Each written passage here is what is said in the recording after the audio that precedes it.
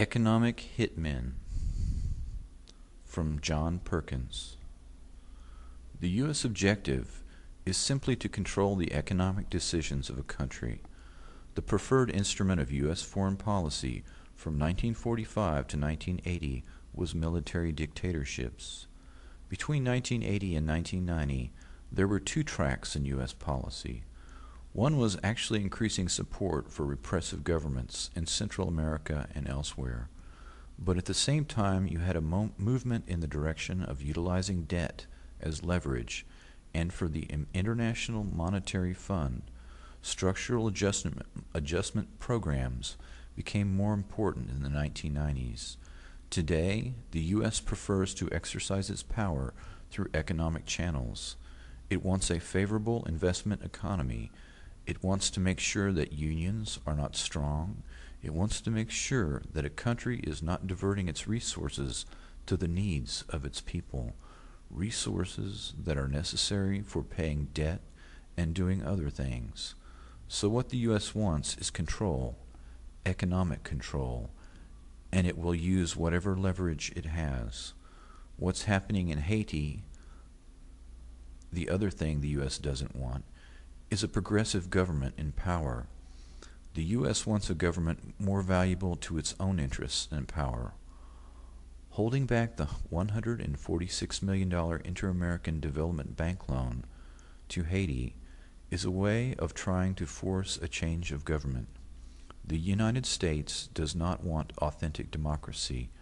It wants democracy within various narrow channels that it dictates in terms of what economic choices are available to countries and peoples.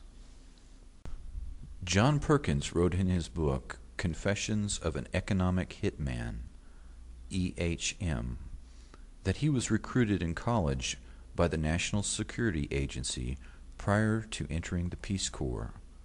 John Perkins was later indoctrinated and told, quote, U.S. intelligence agencies, including the NSA, would identify prospective economic hitmen, EHMs, who could then be hired by international corporations. These EHMs would never be paid by the government. Instead, they would draw their salaries from the private sector. As a result, their dirty work, if exposed, would be chalked up to corporate greed rather than to government policy. In addition, the corporations that hired them, although paid by the government agencies and their multinational banking counterparts with taxpayer money, would be insulated from congressional oversight and public scrutiny, shielded by a growing body of legal initiatives, including trademark, international trade, and freedom of information laws. John Perkins was hired by an international consulting firm, Chas C. Main Incorporated, or Maine, where his specialty was falsifying economic growth estimates to validate the building of huge infrastructure projects with loans from the IMF and the World Bank. According to Perkins, these loans were used to enrich construction firms like Bechtel and were never intended to be paid back, but instead served to keep the host country in debt to the World Bank. Perkins would meet with leaders of third world countries and negotiate deals that in effect lined the pockets of Perkins' corporate clients and those of the dictator, while leaving the general population in perpetual poverty. Should the leader of the sovereign nation refuse to hand over the resources to corporate interests, that leader would meet with an unfortunate accident, as happened to the presidents of Ecuador and the president of Panama, both of whom died in fiery plane crashes. The income ratio of the 1/5 of the world's population in the wealthiest countries to the 1/5 in the poorest countries went from 30 to 1 in 1960 to 74 to 1 in 1995.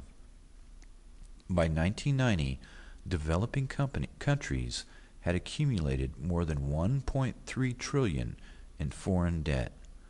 By 2000, 86% of the U.S. Export-Import Bank's $7.7 billion in new foreign export credits and guarantees went to just 10 politically influential U.S. corporations, including Enron, Halliburton, GE, Boeing, Bechtel, United Technologies, Schlumberger, and Raytheon. From John Perkins.